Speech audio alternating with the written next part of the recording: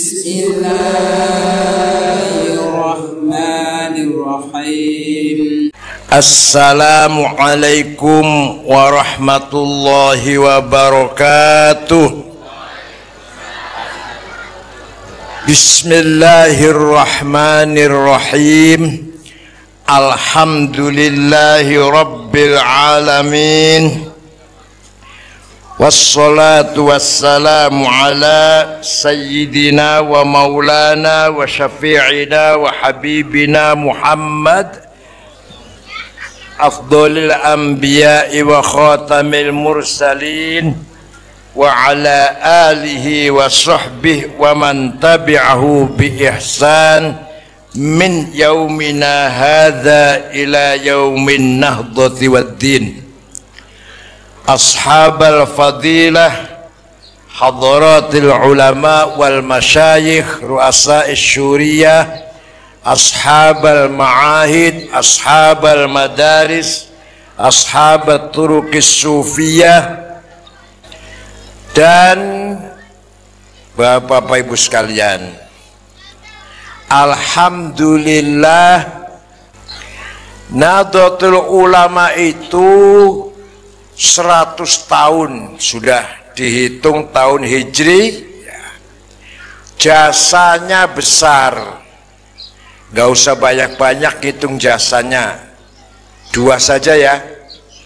1, menyebarkan agama Islam yang moderat, yang toleran, jauh dari radikalisme, jauh dari ekstremisme, apalagi terorisme, apalagi.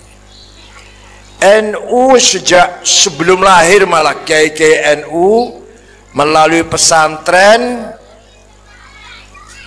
mengajarkan, menyebarkan Islam yang ramah, yang toleran, yang harmonis dengan budaya, tidak bentrok, tidak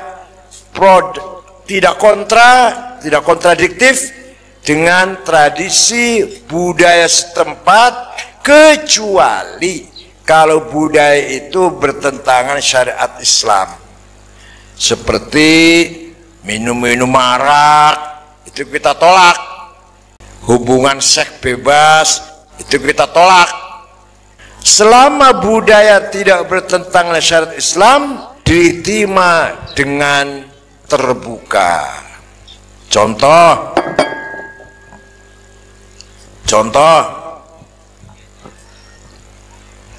kalau ada orang mati, orang Jawa melek 7 malam karena rohnya belum pergi dari rumah ini, ditungguin sampai pagi.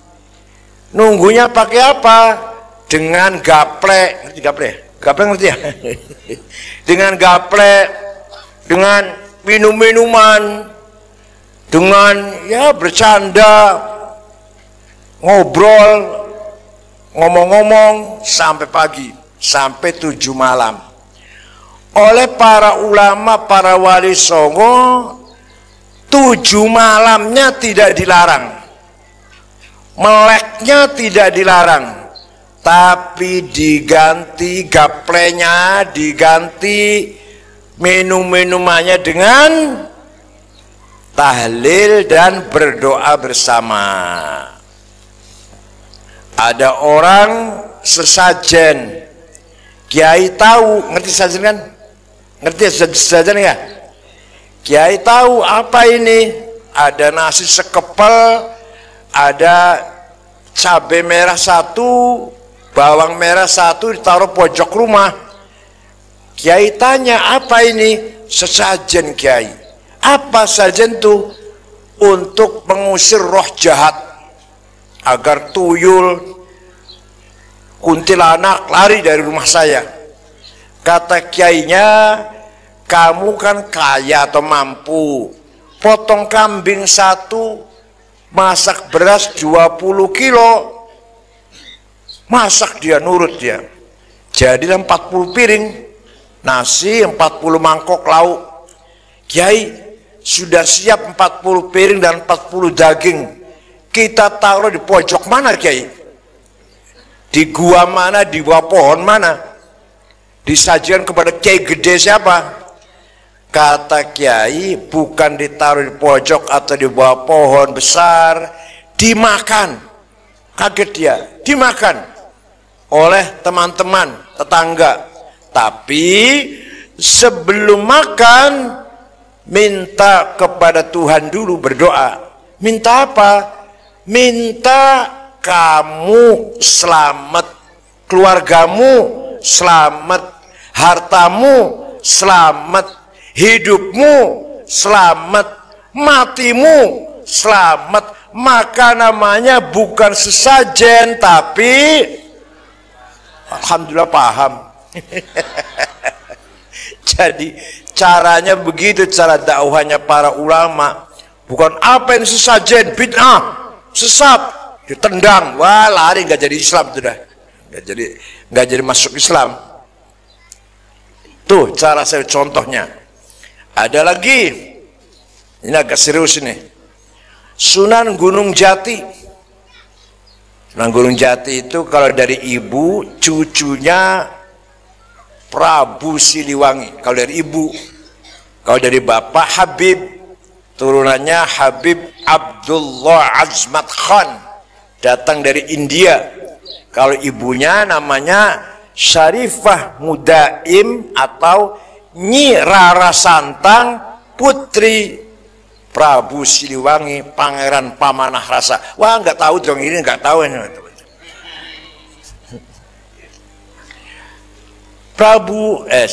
Sunan Gunung Jati nanti punya paman atau punya uak namanya Prabu Kian Santang yang mengislamkan daerah Sunda.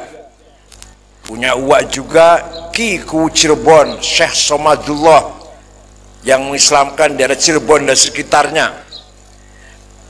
Nah, Sunan Gunung Jati mengetahui jampi-jampi Cirebon itu oleh Sunan Gunung Jati jangan dilarang, musyrik, ganti ini doa Arab. Enggak begitu, enggak.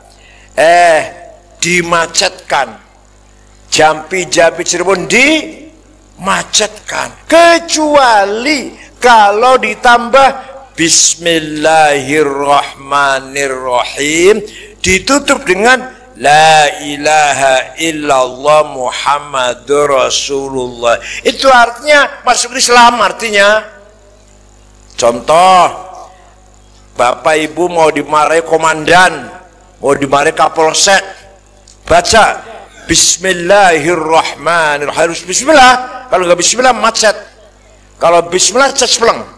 Bismillahirrahmanirrahim. Gajah warak macan galak, anak-anak nglambeku teka wedi teka gemeter ska beong kang sengit maringku teka welas teka sesega kang krungu omongku la ilaha illallah Muhammadur Rasulullah. Gejok bumi 7 kali, gak jadi marah itu kapolsek. Paham tidak? Ini cara, ini contoh metode cara dakwahnya para wali songo, para ulama mengajak Islam masyarakat Jawa. Jangan dibenci budaya itu, jangan dicaci maki tradisi budaya. Orang Betawi kita caci maki lagunya, nyanyiannya, marah enggak? Ya marah. Orang Sunda kita caci maki bahasanya, enggak boleh. Paham boten? Paham tidak? Nah, ada lagi contoh, ada lagi. Orang Hindu mempunyai keyakinan berkasta-kasta. Kalau Brahma yang paling tinggi, aku, ingsun. Mau mengatakan aku itu ingsun. Kalau orang kecil nggak boleh ngomong ingsun. Kaulo alit, budak kecil, jongos kecil, nggak boleh ngomong ingsun.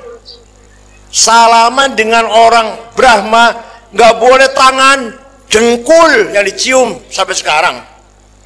Sampai sekarang Sultan Jogja itu kalau membuka menerima rakyat menghadap Muka pintu menerima rakyat masuk ke istana, salaman, dengkul yang dicium. Kalau rakyat kecil, lutut yang dicium, ini apa namanya? Apa namanya? Dengkul ya. Nah, kiai datang ngajari gini, nggak melarang singgah, nggak melarang, tapi ngajari gini. Usolli fardhu zuhri, niat sholat sopo ingsun.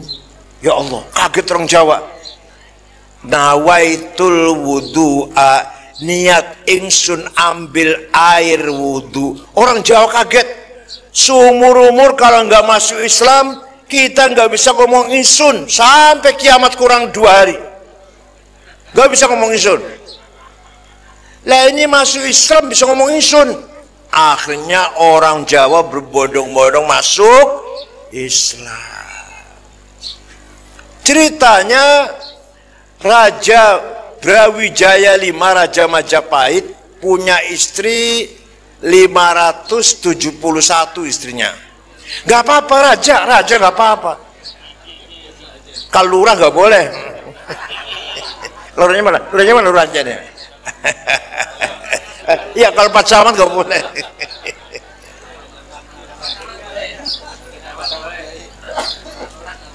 Kalau Pak Camat boleh, pinggangnya putus. Istrinya ada yang muslimah, ada yang muslimah. Cina muslimah, namanya Subanci, atau orang Jawa manggilnya Dewi Ratno. Punya anak laki-laki, namanya Jinbun, nama Islamnya. Nama Cinanya. Anak ini nakal, maka diusir dari istana Majapahit. Istana kan di Mojokerto tuh, Mojokerto.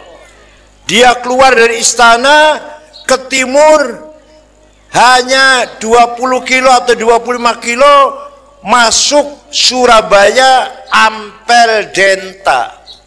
Jumpa dengan salah satu wali Songo namanya Sunan Ampel, Syekh Rahmatullah, yang datang dari Samarkand. Masuk Islam si Jinbun ini, diganti namanya Abdul Fattah. Belajar Islam 5 tahun, hafal Quran 5 tahun, hafal Quran.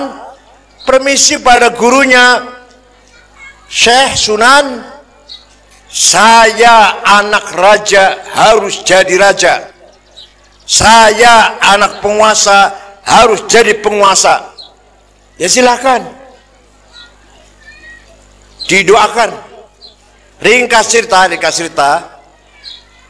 berdirilah kerajaan Islam di Jawa pertama kali, yaitu Demak Bintoro. Rajanya adalah Abdul Fattah, Raden Fattah alias Jinbun, putra Brawijaya V. Bapaknya kaget, tiba-tiba anaknya jadi raja Islam. Kebakaran jenggot, kaget. WA ke anak yang satu lagi, raja di Palembang, Raja Sriwijaya, namanya Aryadillah. Nah, saudara kamu jadi raja Islam, gimana? WA-nya di reply, dibalas, yang terhormat ayahanda, saya sendiri sudah masuk Islam lama, sudah lama masuk Islam. Nama saya ganti, nggak Aryadillah tapi Fathahillah. Bapaknya kaget, ini anak masuk Islam semua. Lama-lama orang Jawa masuk Islam, berbondong-bondong ikut Demak. Ya masalahnya sih bukan apa-apa. Waktu itu Majapahit zalim, Demak adil, Raden Fattah adil. Majapahit yang pajak naik, kelaparan di mana-mana. Akhirnya orang Jawa berbondong-bondong masuk Demak, ikut masuk Islam, ikut Demak. Brawijaya V ditinggal oleh rakyatnya. Begitu ditinggal rakyatnya, masuk Islam. Begitu masuk Islam, bubarlah Majapahit yang pernah berkuasa sampai ke Sri Lanka, sampai ke Filipina, ketika siapa raja? Sekitar siapa? Raja Hayam Wuruk Patih Gajah Mada. Bubar Majapahit. Apa diperangin? Tidak. Apa dibom? Enggak. Kata orang Jawa, ilang sirno kertaneng bumi, ilang karpe dewek, ditelan bumi.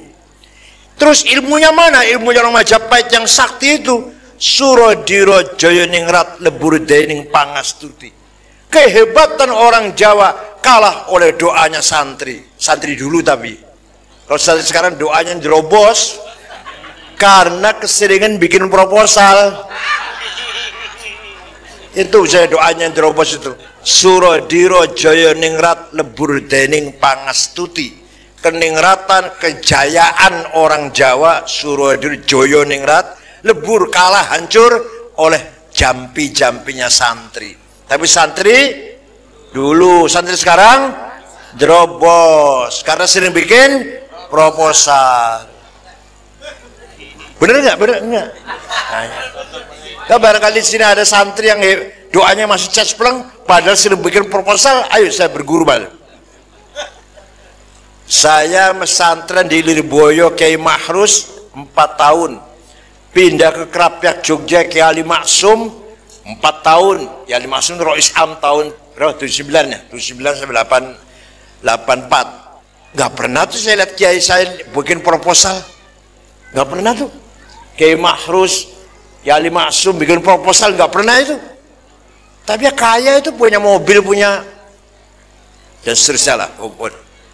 Jadi kesimpulannya, para ulama, para kiai dalam dakwahnya tidak pernah mencaci, tapi Allah memberikan kemenangan. Nah, ini yang diperjuangkan oleh Nahdlatul Ulama. Dah. Ringkas cerita ini, kiai-kiai atau gini, Belanda dulu melarang sekolah untuk pribumi. Pribumi dilarang sekolah. Kalau yang Kristen boleh. Yang warga Belanda, Cina, Kristen boleh sekolah. Kalau yang Islam pribumi biarkan bodoh. Nah, itu Belanda. Tahun 1902, tahun berapa? 1902 boleh. Belanda membuka pintu, silakan pribumi sekolah, silakan orang Islam sekolah. Nah, Muhammadiyah sekolah. Muhammadiyah masuk sekolah Belanda. NU nggak mau, kiai-kiai nggak mau, malah haram. Sekolah itu haram. Nulis dari kiri itu haram. Nulis dari kanan dong. Nulis haram maksudnya kalau nulis dari kiri. Pakai celana pendek itu jangan perempuan, laki-laki pun haram pakai celana pendek itu. Bapak itu orat, jangan perempuan. Kalau sekarang apa? Kalau sekarang boleh ya? Jangan ke laki-laki, perempuan juga boleh sekarang. Dulu nggak boleh, ya sampai sekarang juga nggak boleh sebenarnya. Haram kata kiai, pakai celana pendek. Nulis dari kiri haram, pakai celana haram. Nah, akhirnya gimana akhirnya? Muhammadiyah maju tapi tidak mendalami agama. Tidak ada yang hafal Quran, tidak ada ahli tafsir, ahli hadis, ahli fiqh, usul fiqh, hadis, musalah hadis, tarikhul Islam nggak ada. NU yang di kampung-kampung yang haram sekolah, alim-alim dalam bidang agama. Hafid Quran sekarang di NU mau cari berapa truk, mau cari berapa gerbong orang hafal Quran di NU semua itu. Paham tidak? Nah, akhirnya apa? Akhirnya terkesan Muhammadiyah itu orang kota, NU orang kampung. Sebentar dulu, sebentar, jangan buru. Muhammadiyah berjasa besar. Berjasa besar Muhammadiyah. Apa jasanya? menjaga Islamnya orang Islam yang kerja di Belanda. Orang Islam yang kerja di kantor-kantor Belanda tidak murtad. Itu Muhammadiyah yang jaga itu. Tidak sampai murtad. Itu Muhammadiyah yang jaga itu.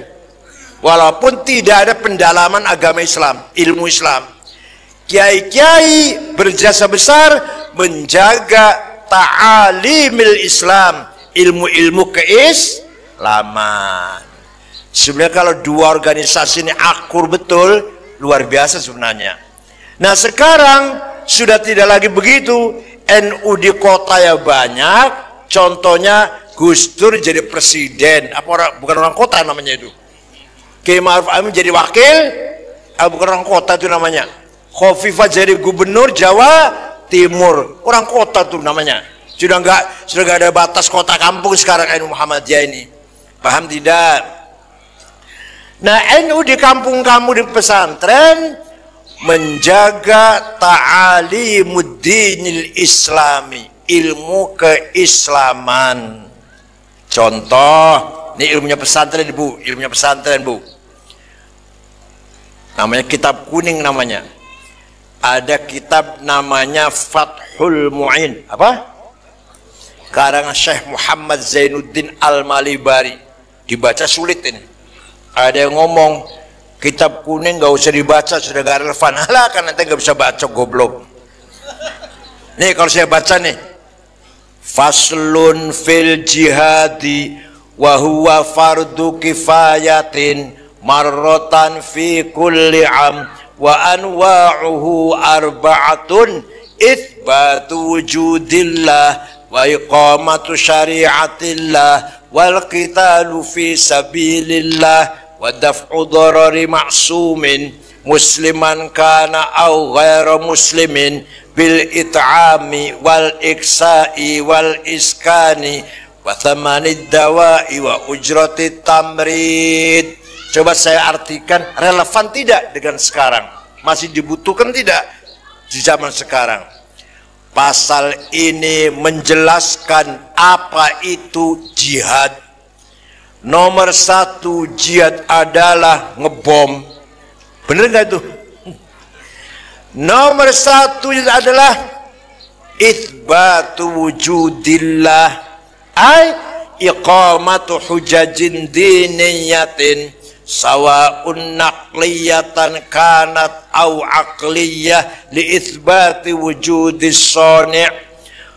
Jihad nomor satu adalah bukan ngebom, bukan apa, bukan demonstrasi, bukan apa, mengajak masyarakat beriman kepada Allah dengan iman yang argumentatif, dengan iman yang ada dalilnya, baik itu dalil naqliyah tekstual atau aqliyah rasional.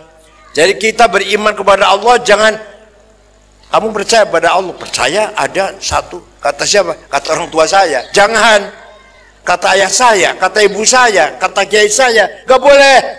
Kata siapa? Kata saya. Ibu beriman kepada Allah, beriman. Kata siapa? Kata saya. Gak boleh bilang kata kiai. Beda dengan fikih. Sholat caranya begini, sholat nih, kata kiai. Sholat itu harus wudhu dulu, kata kiai.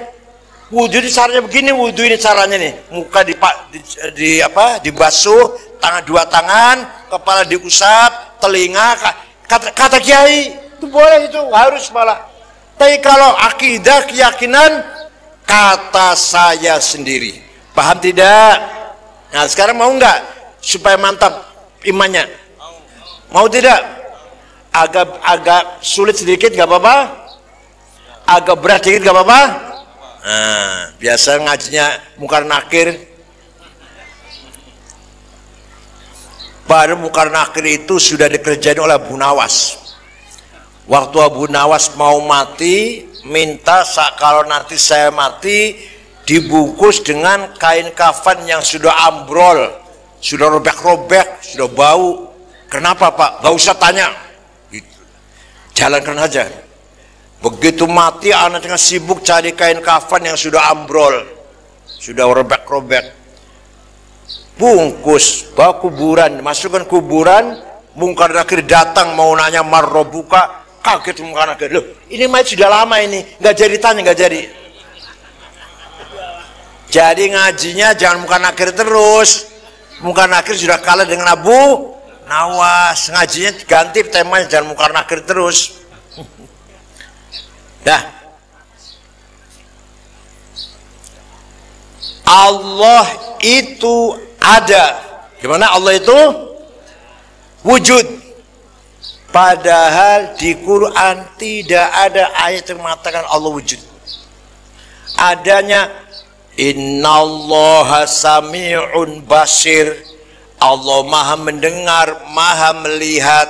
Innallaha ala kulli syai'in qadir, maha kuasa terhadap segala sesuatu. Bikulli syai'in alim, maha tahu segala sesuatu. Tapi innallaha wujud, ada enggak? Ada enggak? Enggak pernah baca Quran enggak bisa jawab. Enggak pernah baca Quran enggak bisa jawab. Ada enggak di Qurannya? Innallaha wujud. Kalau di Quran tidak ada, maka harus pakai dalil akli. Kalau di Quran tidak ada, maka harus pakai argumentasi rasional. Nah, ini rasionalnya begini. Allah itu ada. Mana dalilnya? Cari Quran nggak ada. Tapi cara akal ada. Nah, gini. Kita ini sebenarnya tidak ada, tapi kita ini diadakan oleh yang ada. Yang ada sebelum lafal ada itu ada, sudah ada. Paham tidak? Paham tidak? Kita ini sebenarnya tidak ada, tapi kita ini diadakan oleh yang ada. Yang ada sebelum lafal ada itu ada, sudah ada. Bahkan kita menggunakan lafal ada. Ahmad ada di masjid, Ahmad ada di rumah, karena ada yang ada. Atau kita menggunakan lafal tidak ada, Ahmad tidak ada di masjid, karena ada yang ada. Maka yang ada hanyalah yang ada. Kita ini sebenarnya tidak ada.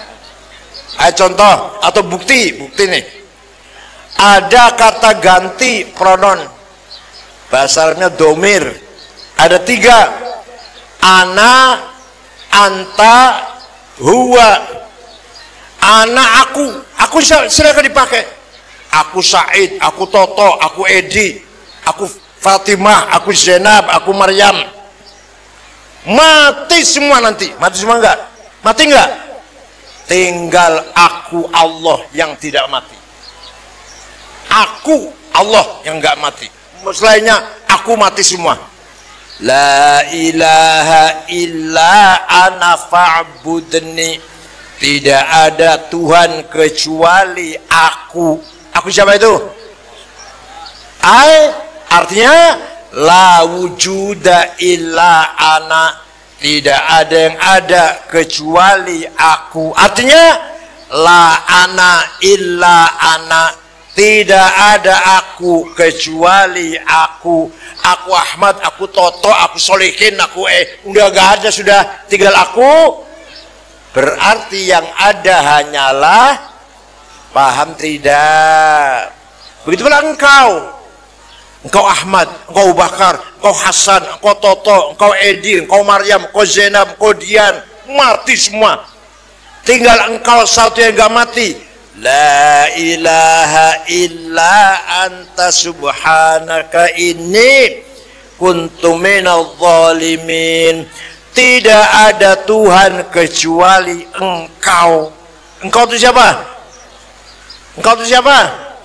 Bukan engkau Ahmad, bukan engkau Bakar, bukan engkau Edi, bukan. Engkau siapa? Yo, coba cuma mati semua sudah, tinggal engkau Allah. Begitu pula huwa, dia Ahmad, dia Abu Bakar, dia Edi, dia Toto, mati semua. Tinggal Allah yang satu yang enggak mati. La ilaha illa huwal hayyul qayyum. Tidak ada Tuhan kecuali Dia. Dia siapa? Dia Ahmad, dia Toto, dia Soekardi, dia Solikin. Jadi kesimpulannya, sebenarnya kita ini tidak ada, tapi kita ini diadakan oleh yang ada. Jadi kita menggunakan aku Said, engkau Said, dia Said, itu pinjam. Aku Ahmad, aku Toto, aku Maryam, aku Zainab, minjem itu. Maunya berapa tahun pinjemnya? Jawab, kok nggak jawab? Maunya berapa tahun pinjemnya?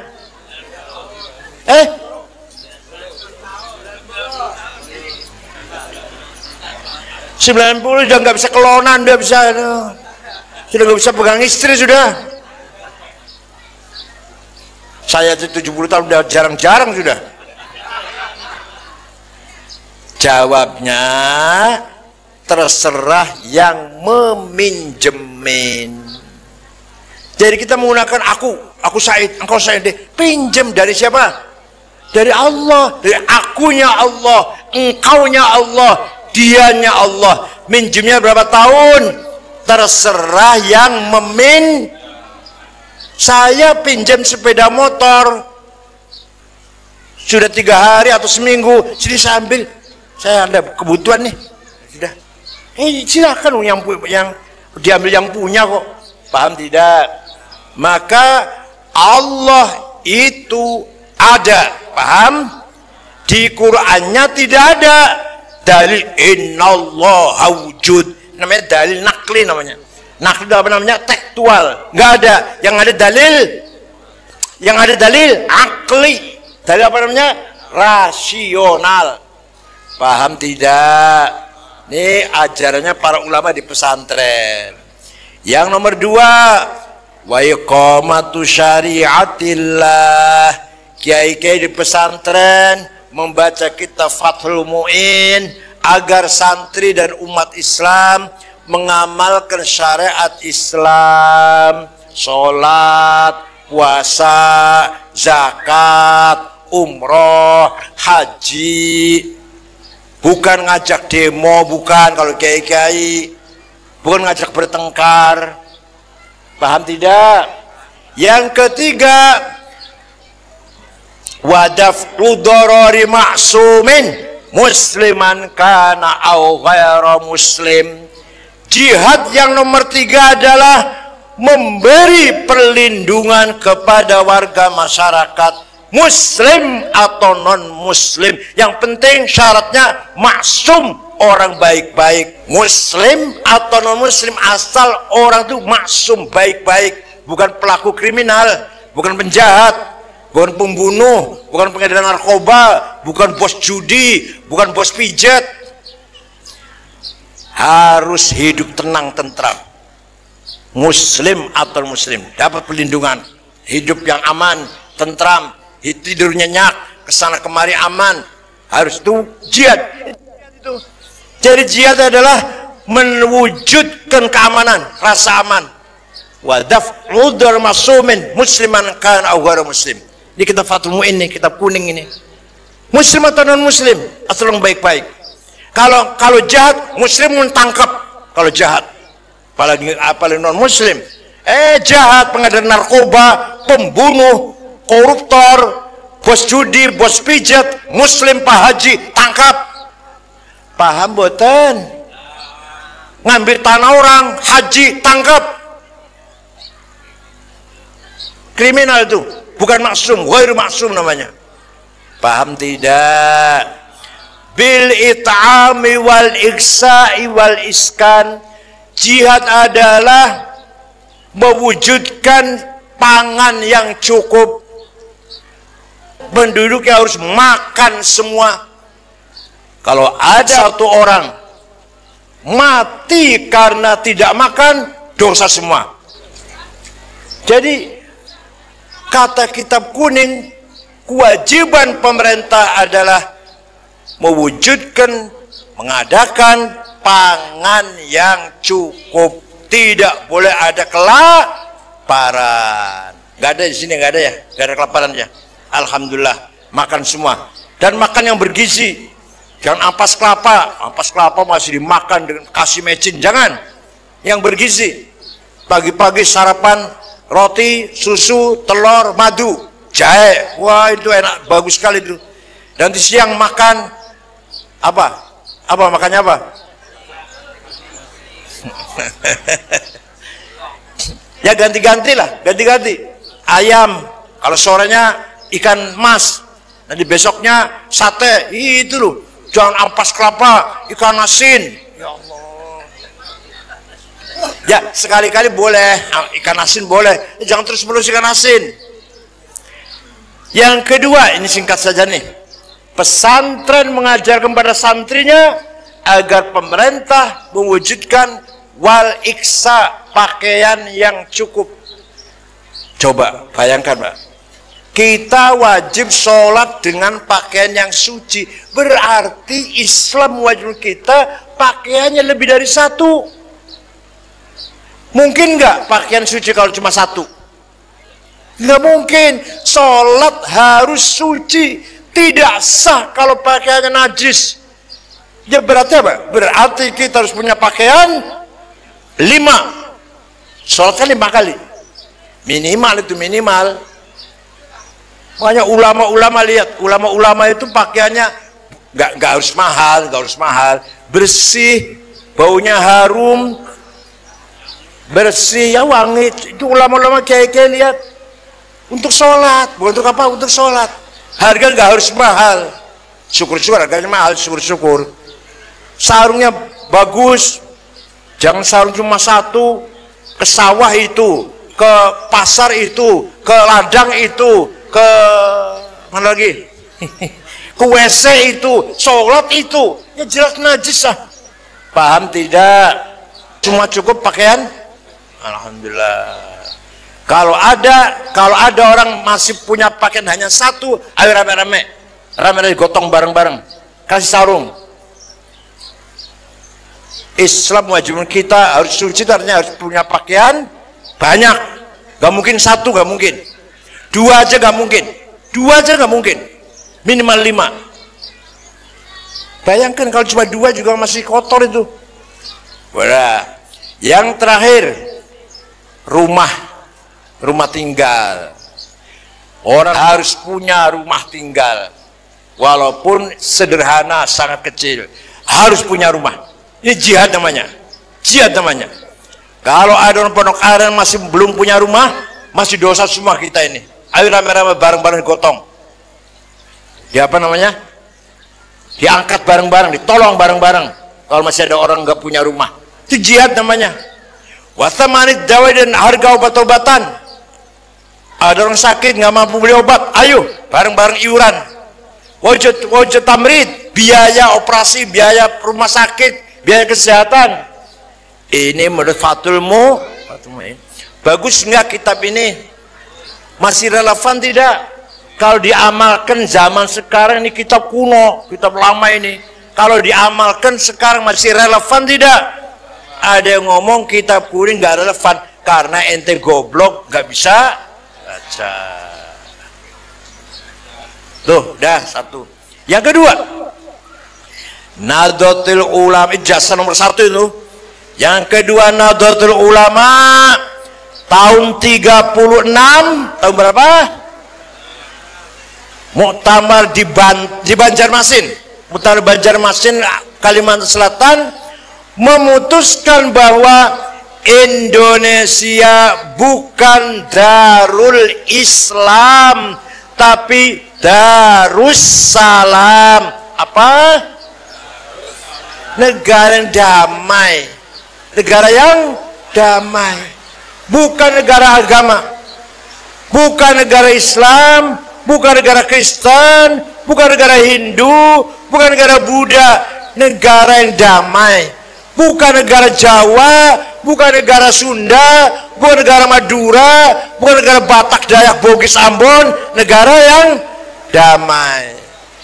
Jadi semenjak tahun 36 Nahdlatul Ulama memutuskan bahwa Indonesia bukan negara agama, bukan negara Islam, bukan negara Kristen, bukan negara Hindu, Buddha, bukan negara Katolik, bukan negara Konghucu. Negara apa namanya? Darussalam, negara yang damai. Silakan masing-masing pemeluk agama mengamalkan agamanya dengan bebas. Ya Allah, singkat saja Pak, singkat saja. Negara Afghanistan 100% Muslim. Satu orang nggak ada non Muslim. Satu orang nggak ada non Muslim. Afghanistan. Tapi 40 tahun perang saudara. 7 suku, sukunya hanya 7. Di kita kan 700 sukunya, lebih malah. Hanya 7 suku. Perang saudara sesama Islam. Pasar dibom, rumah sakit dibom, sekolah dibom, masjid dibom, lagi maulid Nabi dibom, lagi sholat Jumat, sholat asar kemarin baru setengah bulan lah, sholat asar dibom, yang mati 80-an lebih. Presidennya Profesor Burhanuddin Rabbani, hafal Quran presidennya itu, keluaran Al-Azhar Mesir, lulusan Al-Azhar Mesir, dibunuh. Ayo, kita ingin jalan ke sana. Kita ingin jalan-jalan ke sana. Ayo pesir ke sana yuk. Ayo ngajak anak cucu yuk.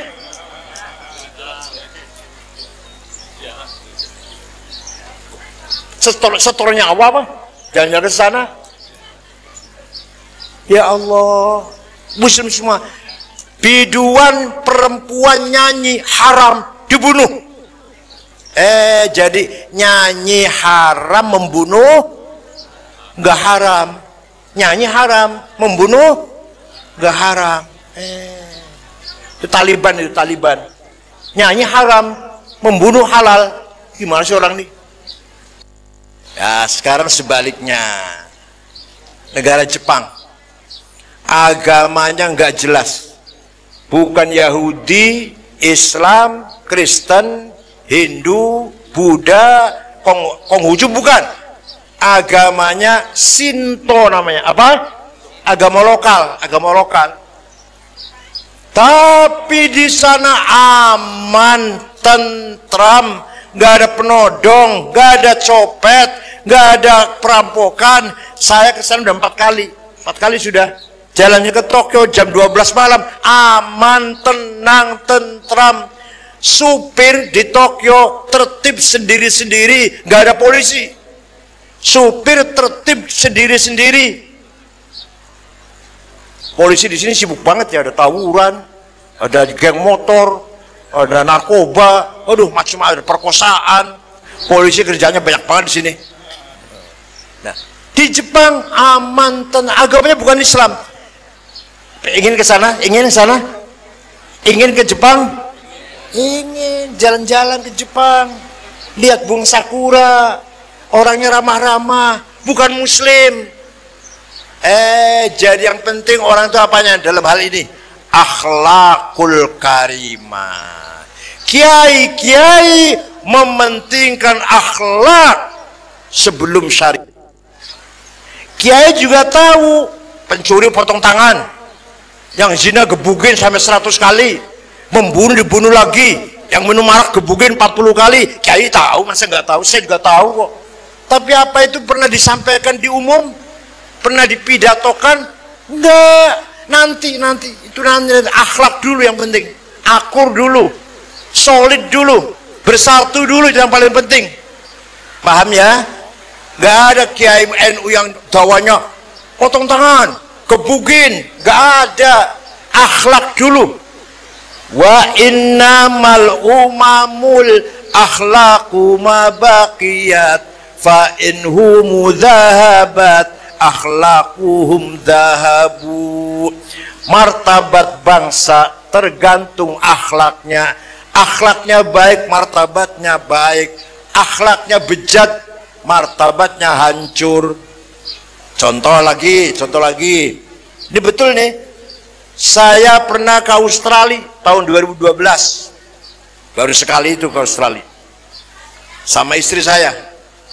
Setengah bulan muter-muter, ada 6 kota. Terakhir di Sydney mau pulang, besok mau pulang, belanja oleh-oleh. Dapat 2 kardus. Pulang ke hotel diberesin. Jam 9 malam mau telepon saya nggak ada, HP saya nggak ada. Saya bolak-balik kasur nggak ada, pojok-pojok saya cari nggak ada. Wah, hilang, udahlah, nggak apa-apa, udah. Gampang beli lagi, nanti besok mau pulang aja kok. Dah, hilang. Mau tidur jam setengah 10, ada orang ngetok pintu, saya buka, pegawai hotel bersama laki-laki satu mengembalikan HP saya. Ini HP-nya Bapak ketinggalan di toko saya. Ayo kira-kira HP kalau ketinggalan di warung gimana kira-kira?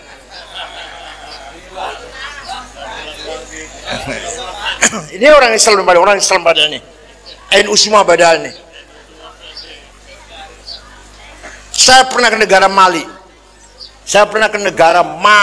Afrika Barat dengan 6 ormas, Muhammadiyah, Al-Irsyad, Wasliyah, PUI, NW, Syarikat Islam, di kota Tembakto, ibu kota.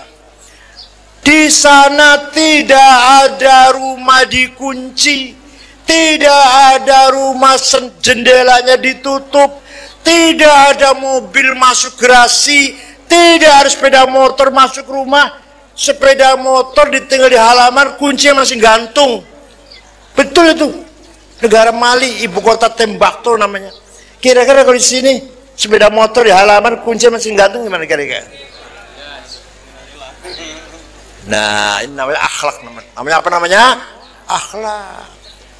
Oleh karena itu, NU berjasa besar. 1, apa tadi? Menyebarkan Islam yang ramah, yang moderat. Nomor 2, menjaga NKRI. Tahun 84 singkat saja nih. Tahun 84 awal mula Gus Dur terpilih jadi ketua PBNU di Situbondo, muktamar Situbondo. Keputusan muktamar itu NKRI berdasarkan Pancasila Undang-Undang Dasar 45 Bhinneka Tunggal Ika sudah final, tidak boleh dipermasalahkan. Barang siapa ada orang masih mempersoalkan Pancasila, silahkan keluar dari NU. Paham tidak? Silahkan keluar dari NU. Gak butuh NU orang gak terima Pancasila. Apa dalilnya? Wal murjifuna fil madinati lanuhriyannaka bihim thumma la yujawirunaka fiha illa qalila. Surat Ahzab itu. Muhammad, kata Quran kepada Muhammad, wal murjifuna fil Madinah, orang-orang yang bikin gaduh di Madinah, bikin ribut di Madinah, usir Muhammad. Lalu jauh fiha, jangan menjadi tetanggamu, jangan hidup bersama kamu di Madinah, jangan bersama kamu menjadi tetangga di Madinah, usir Muhammad. Itu orang bikin gaduh itu. Ya Allah, tegas sekali Quran ini. Nah, kalau di kita ada orang bikin gaduh, masih persoalkan Pancasila, maunya khilafah, diapakan? Berani nggak ngusirnya? Ya ini nggak berani ini. Berani nggak ngusirnya? Nah, jadi sekali lagi NU itu jasanya 2. 1, menyebarkan Islam yang ramah dan toleran. 2, menjaga NKRI. Andilnya besar sekali NU itu. Nah, di Indonesia bebas bikin pesantren. Di Timur Tengah enggak bebas, Pak. Di Irak ujung-ujung bikin pesantren, tangkap. Di Saudi bikin musola tanpa izin, tangkap. Di sini IMB belakangan. Ya Allah. harus resmi. Kalau di Timur Tengah bikin musola, masjid, madrasah harus izin resmi dulu, izinnya dulu baru. Malah kalau di Iran bikin masjid diperiksa dulu sumber dananya dari mana. Nggak ada di tengah jalan pakai drum, nggak ada. Itu Iran itu. Di kita Allah, yang penting bikin dulu, nanti gampang masalah. Nah ini karena apa? Sangat bebasnya luar biasa kita ini. Berarti kita ini walaupun bukan negara Islam, tapi kita bebas mengamalkan agama Islam. Haji dilayani oleh pemerintah, difasilitasi haji walaupun bayarnya mahal. Tapi kita dilayani oleh pemerintah. Di Turki enggak, mau haji pergi sendiri sana, seperti kita mau pergi ke kemana, ke Eropa apa kemana, kan pergi sendiri kan. Kalau Turki orang haji enggak dilayani, enggak. Kita haji umroh dilayani oleh pemerintah. Kalau mau pergi ke Singapura ya pergi sendiri, paham tidak? Syukron, mohon maaf, wadumtum fil khairil barakati wan najah, wallahul muwaffiq ila aqwamit thoriq. Wassalamualaikum warahmatullahi wabarakatuh.